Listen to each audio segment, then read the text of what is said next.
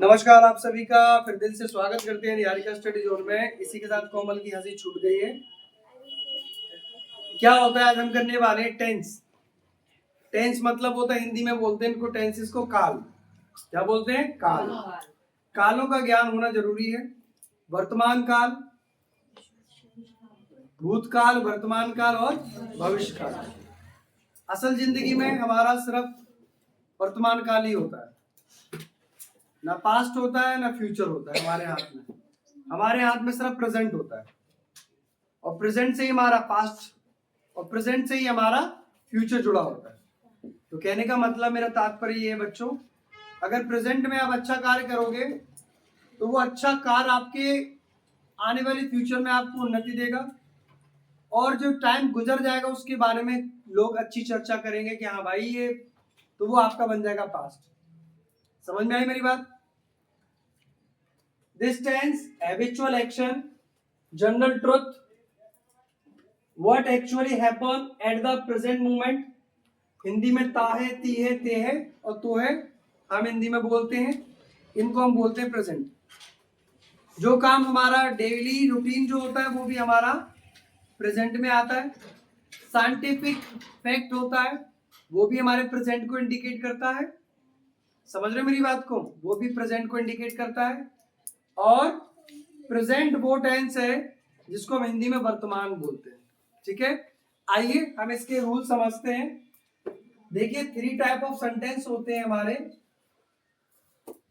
Simple, पहले simple को समझ लेते हैं। सिंपल होता क्या है एक्चुअल में, पहले समझ लो। लिख तो आप लोगे, अगर आप समझ में आ गया तो लिख तो लोगे आप अपने आप ही, क्योंकि मेन समझने पे आना चाहिए।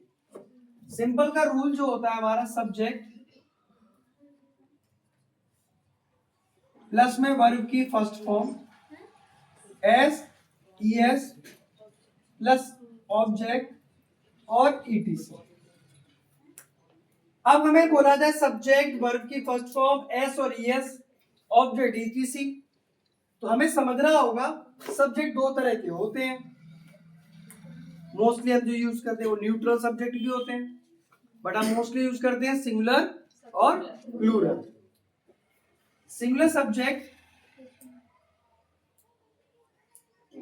ही, शी, इट और कोई एक नाम, ये हमारा होगा सिंगुलर।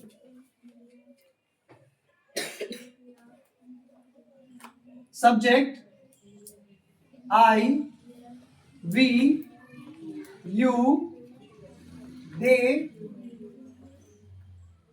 और 2 नेम्स, एक से ज्यादा, एक से ज्यादा।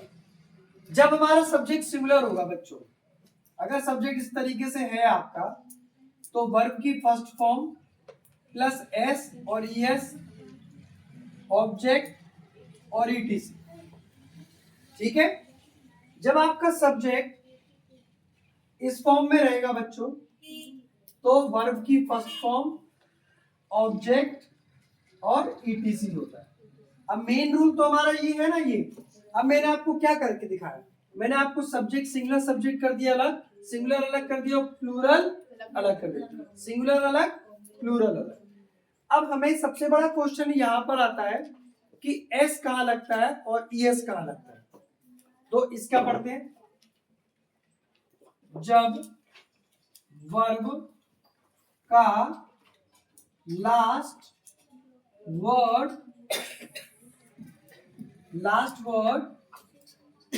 Word A, E, I, O, U, मतलब वोवल। जब सब्जेक्ट सिंगुलर हो, क्या सिंगुलर हो? सब्जेक्ट सिंगुलर हो, वर्ब का लास्ट वो word A, E, I, O, U है, तो वर्ब के साथ ईएस लगता है। जैसे कि गो है, तो गो का क्या होगा? गोज। एग्जाम्पल के लिए मैंने एक समझाया आपको। और वर्ब का last word A E I O U नहीं है, नहीं है तो वर्ब के साथ क्या लगेगा?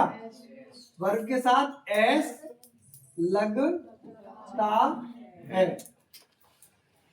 फॉर एग्जाम्पल से प्ले, तो प्ले का क्या हो जाएगा? प्लेस। यहां तक दिख रहा है? समझ आ रहा है? इसमें दिख रहा है अच्छे से? ठीक है, प्लेस हो गया एग्जाम्पल। लेकिन कब? कहने का तात्पर्य मेरा ये है कि अगर हमारे वर्ब का लास्ट वर्ड सब्जेक्ट सिंगुलर के साथ, वर्ब का लास्ट वर्ड वोवल है, वर्ब का लास्ट वर्ड वोवल है, तो वर्ब के साथ ईएस लग जाएगा। और वर्ब का लास्ट वर्ड वोवल नहीं है, कॉन्सोनेंट है। कॉन्सोनेंट समझते हो?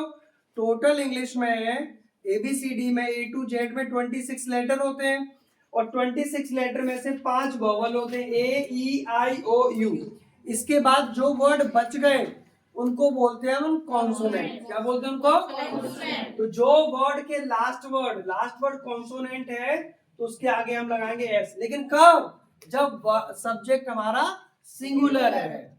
अगर हमारा सब्जेक्ट प्लूरल हो गया तो वर्ब के साथ एस और ईएस नहीं लगेगा। जैसे मैंने बोला वह बाजार जाता है, तो ही गोस टू मार्केट। अब बोला हम बाजार जाते हैं, तो वी गो टू मार्केट, तो इसमें एस और ईएस नहीं लगा।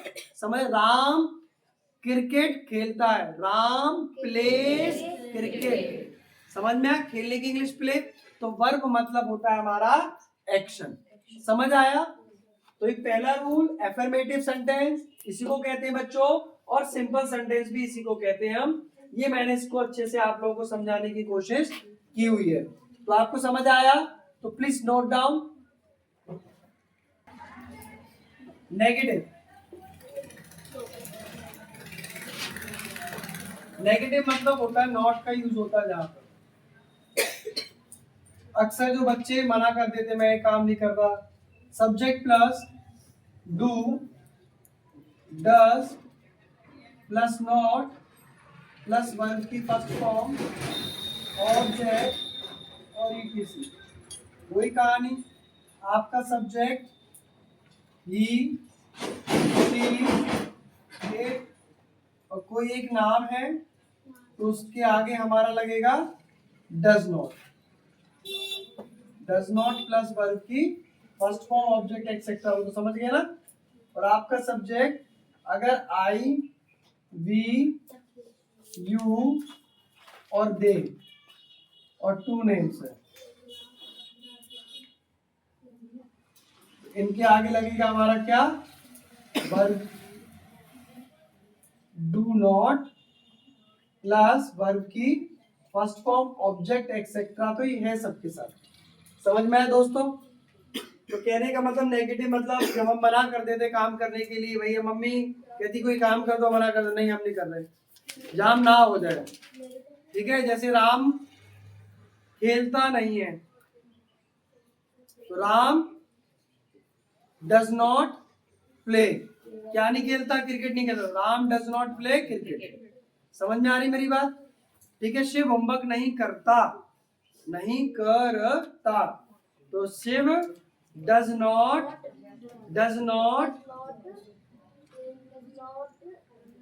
Do homework. ठीक है? तो डू मतलब करना होता है। तो इसी तरीके से मैंने बोला वे बाजार नहीं जाते, तो they do not go to market. समझ में आया? ये रूल समझ में आ गया आपको? ना इसमें एस है ना ईएस है, नेगेटिव में कुछ नहीं होता। सब्जेक्ट सिंगुलर है तो डज नॉट वहां लगेगा, सब्जेक्ट प्लूरल है तो डू नॉट वहां लगेगा। दो नाम मतलब दो से अधिक नाम। समझ रहे हो मेरी बात को? क्लियर है? ये दिमाग में बच्चों बिठा लो, क्योंकि अगर टेंस एक बार अच्छे सीख गए ना तो आपको हर चीज सीखने में आसानी होगी, क्योंकि टेंस इंग्लिश का बेस होता है। उससे पहले भी बेस देखा जाए तो फिर तो बहुत कुछ होता है, 12 खड़ी करो, ये करो, ये करो, मात्राओं का ज्ञान मिलेगा। बट ग्रामर को अच्छे से अंडरस्टैंडिंग करने के लिए इंग्लिश के लिए हमारे टेंस इंपॉर्टेंट होते हैं, ठीक है, तभी हम सेंटेंस की फॉर्मेशन को समझ सकते हैं। उसके बाद है हमारा, इसको रब करते हैं। अब देखिए नेगेटिव, इंटरोगेटिव।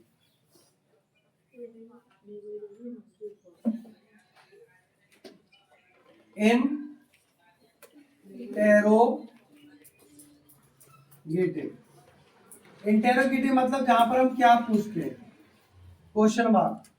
जब भी हम किसी क्या में पूछेंगे तो जो हेल्पिंग वर्ब होते हैं वो पहले आ जाते हैं। अब वो पता है आपका हेल्पिंग वर्ब किसके अकॉर्डिंग होगा, सब्जेक्ट के अकॉर्डिंग।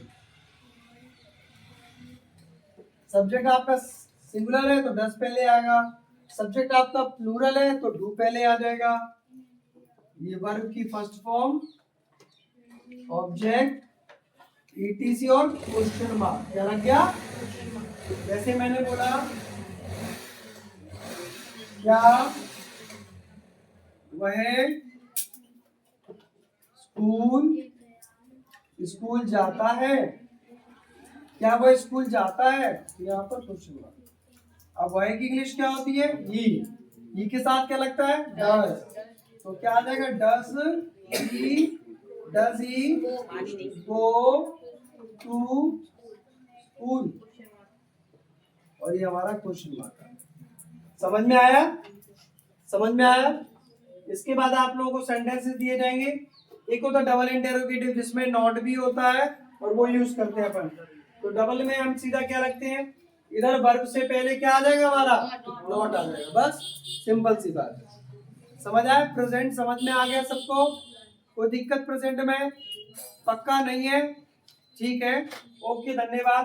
तो लाइक एंड सब्सक्राइब। इसके बाद दूसरे टेंस में मिलते हैं।